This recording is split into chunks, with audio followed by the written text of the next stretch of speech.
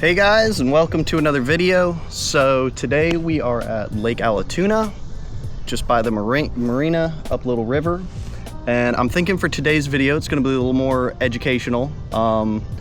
Yesterday I was at the boat ramp and I had somebody kind of asking some general questions, and I was kind of showing them some of my videos to explain things, and I figured why not kind of make a video a little more centered around explaining things. So this isn't exactly targeting people who are just getting started, more like people who may be returning, say you retired, you want to get back into fishing, or you kind of know what to do, you've gone fishing with, your dad when you were young, etc. So you know how to tie on a hook, you know, general safety rules about being in the water. Maybe you finally just got a boat or a kayak and you're just kind of looking for some tips to start catching more bass, or general things to know that are just helpful when fishing. So we're gonna start off kind of slow, kind of simple, and we might move into some more advanced topics later, and maybe cover some electronics. But for now, we're gonna start with, it really doesn't matter what kind of rod you have. We're gonna tie on a Texas rig, and we're gonna tie on,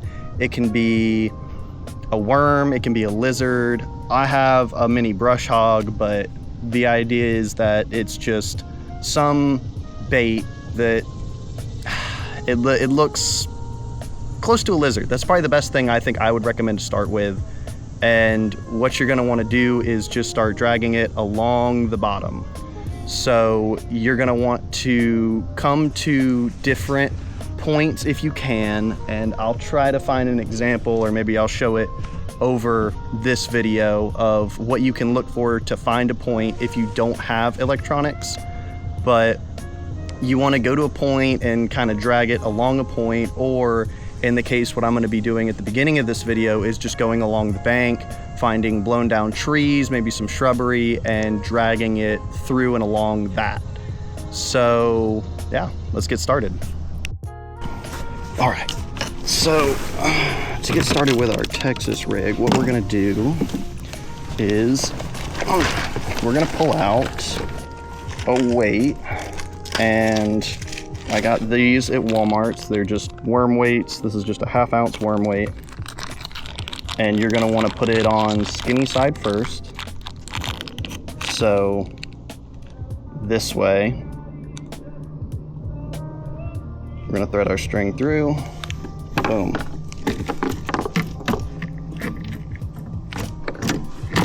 And I'm doing this on a bait caster. You can really do this on any rod or reel setup.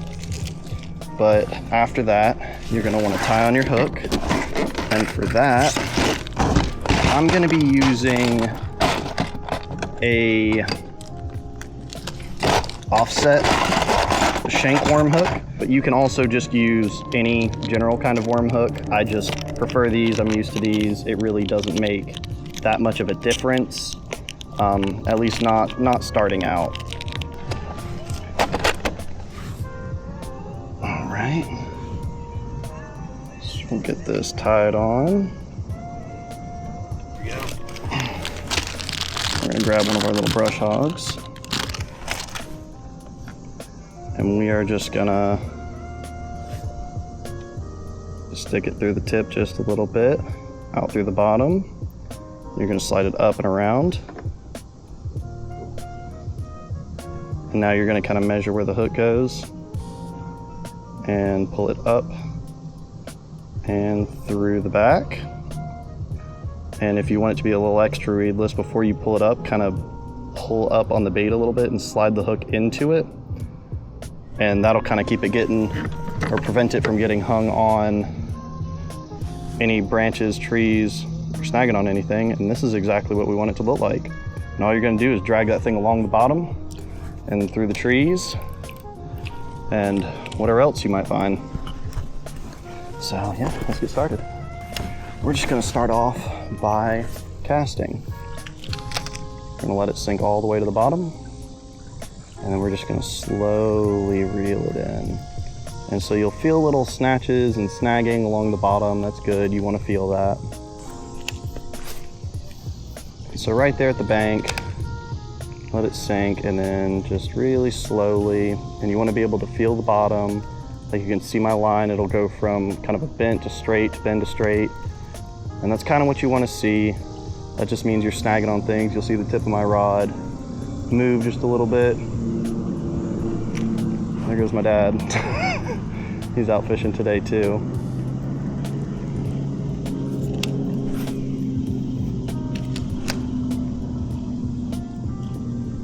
And we're just gonna slowly drag it.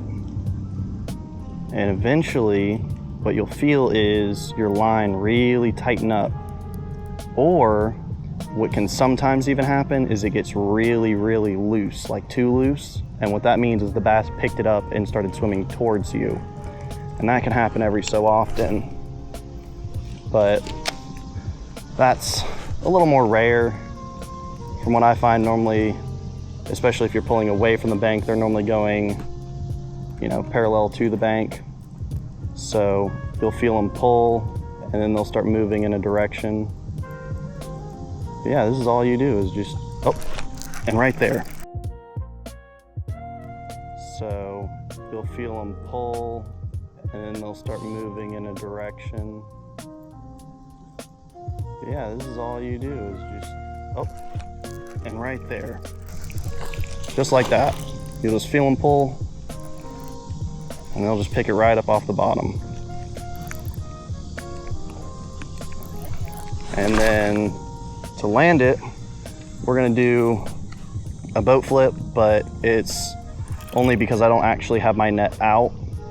The preferable thing to do is normally to stick a net in the water, you wanna pull them up real close, put them in the net. So what we're gonna do is instead, kind of grab our line and flip the fish up. Boop. Just like that. Oh. And boom, you got a fish.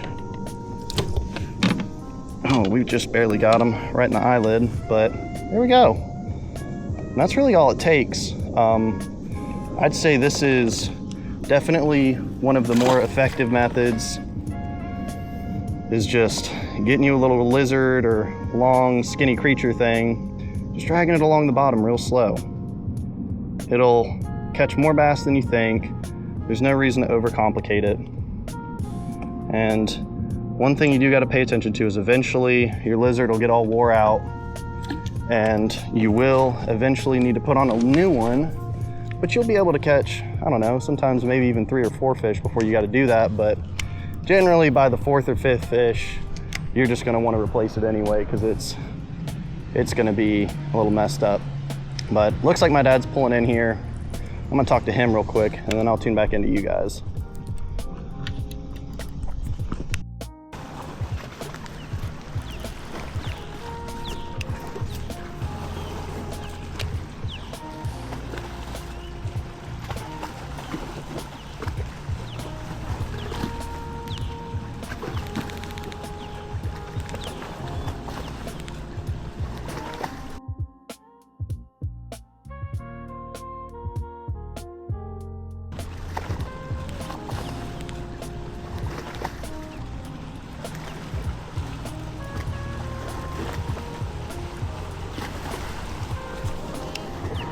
There you go.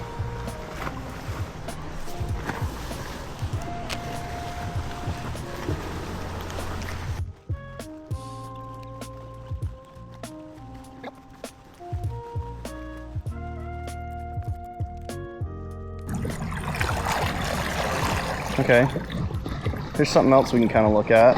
On this bank, there's a tree that's come down, and right here poking up out of the water, you can see the branches for that tree. This is normally a great spot to try to hit. So you can just think, you know, it's a tree. So it's gonna be coming down, it's gonna have branches coming off this way, and those fish love to sit in those branches. Now, something to keep in mind though, is you'll probably get hung up if you don't have your hook going through your bait. You'll end up getting that hook, driving it into a branch, and really all you can do from there is break it off. So you don't want to let it sink too deep, but you do want to make sure it gets down in between those branches. I've kind of, so And that's something else I should have been paying closer attention, is one snatched it in between the branches, and you got to be quick to pull up and pull them out. Otherwise, they'll go in between those branches, your line will get in between the branches, your bait will get caught on the branches, and it just turns into a whole mess. So here, I'm actually gonna try to turn around here. And so we're just gonna throw right across the top of the tree. Going this way can kind of sometimes be a little iffy, just because you're basically like guiding it into a fork, and you're just a little more likely to get stuck as opposed to pulling back across the branch. But I'm not gonna spend too much more time here. So see right there, I got snagged in a branch, and what I did was I just pulled up and it came right out. I'll let it sink and I'll just pull it up. It comes right out. So right here, I'm gonna sink down, and then you'll see this branch in front of me that is just gonna pull right up and over and fall down on the other side. And that's really what you want, and you'll get a lot of bites doing that, is whenever it comes up and over a branch, and you'll see it, it'll drop directly down the other side. And if there's a fish underneath that branch and they see it drop in front of them like that, it's almost like a cat with a laser pointer. They just can't help but bite at it.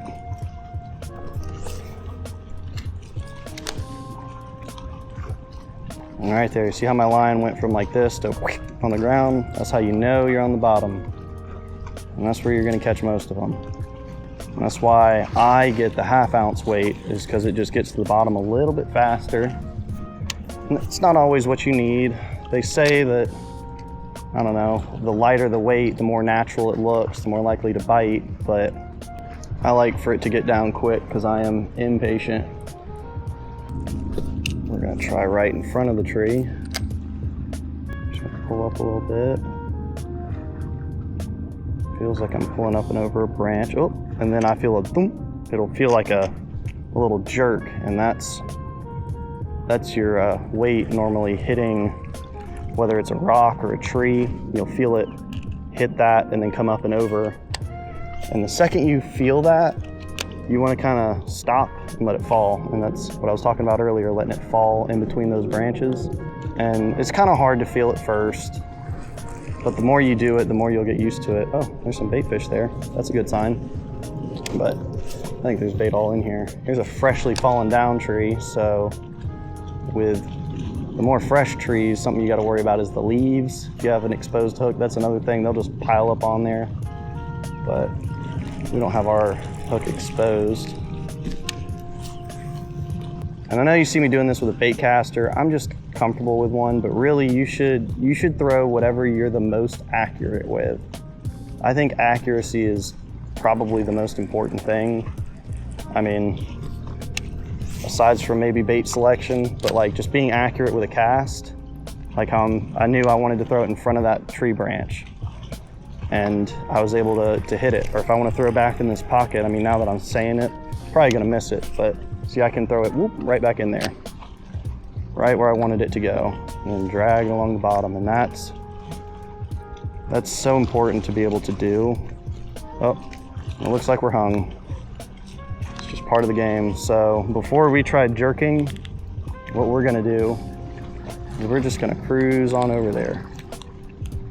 And we're gonna try to get above it and make sure, yep, there we go. See, I didn't even have to get above it.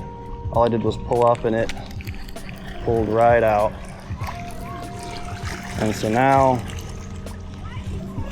all we wanna do is check our hook, make sure the hook's not exposed. Okay, good. And we keep moving. It's really gonna be in that first, 30 to 45 seconds of it hitting the water and you start dragging, that I think you're most likely to get a bite, and it's when you should pay the most attention and really care the most. And then sometimes it's okay to stop. I mean, you'll get plenty of bites when you're just reeling in and then out of nowhere you stop for no particular reason. And then you go to reel in again and then they'll bite it. I've had that happen more times than I can count, because you get a text, you'll get, hungry and you'll want a snack. Something will happen where you'll just stop for a minute and then you'll start reeling again. And you'll find that you'll get more bites than you think doing that.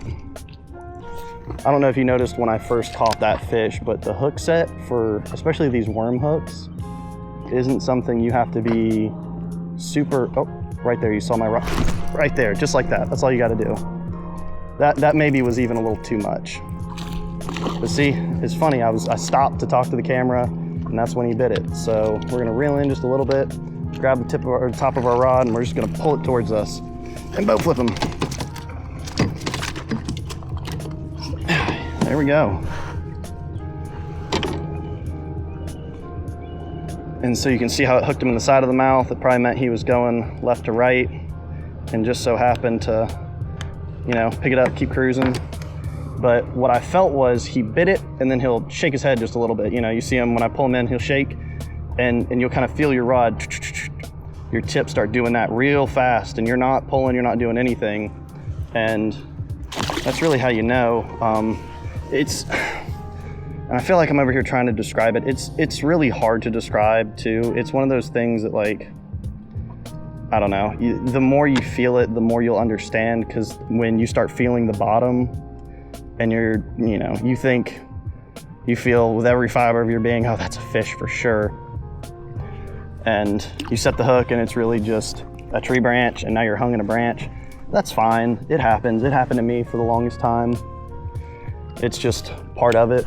And then eventually you'll learn, because it's really hard to get the patience to just stop and watch it move with your line, because you'll hear, and they will do it, they will spit it out, but you have maybe 2 to 3 whole seconds before that happens.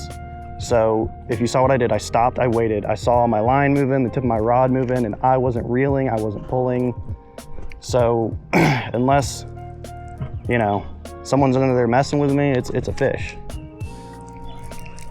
And what can happen sometimes too is with smaller fish, it may be time to change out this worm. I can see it's just getting knocked around now. It's not really tight on there. What can happen is smaller fish will come up and bite here, and they'll start messing with it like a little bluegill or something, and they'll start pulling it, and you'll set the hook and it'll tear your worm off, and it gets frustrating. And that's also just kind of part of it. Don't get discouraged and think like, oh, I must be overreacting because I'm thinking, you know, oh, it's got to be a rock because there wasn't any fish on the other end. Sometimes fish will just bite the end of it, and that's fine. But I mean, with bass especially, and in the summer when it's a bit warmer, they have more energy, they need to eat because their metabolism's running. And I mean, right now it's, you know, late June, early July, so it's hot, but it's not as hot as it's gonna be. I mean, the water temperature is 86 degrees. That's kind of borderline on, I don't know when they'll start to get lethargic, but they'll still just like keep moving. I mean, I'm in, let's see, 6-7 feet of water, right? That's where I'm catching them. It's still kind of early, but I missed really the morning bite. But I immediately came over, you can see over there, the sun's shining, and I made my way over to where the shade is, because you can still kind of get a little glimpse of that morning bite. It'll last just a little bit longer. But yeah, really your best bet, especially like when you get to late July, early August, is you got to get here super early, which I am admittedly really bad at. I like to sleep in. My wife likes to, you know, stay up a little bit later. So just doesn't always work out for me, but you can still catch fish during the heat, especially on the bottom with something like this. You just got to be working it really slow, and you're going to need to be a little bit deeper. Like 7 feet is really shallow for catching fish in late summer, especially past morning. I mean, it's what, 10:30 now? So, you know, right about now they'd be moving out into deeper water. And really, unless you have a map and a lot of experience, your best bet is that's when you start getting into electronics. If you don't want to come out early, you know, you're going to need to spend a little bit of money and get, you know, some kind of graph.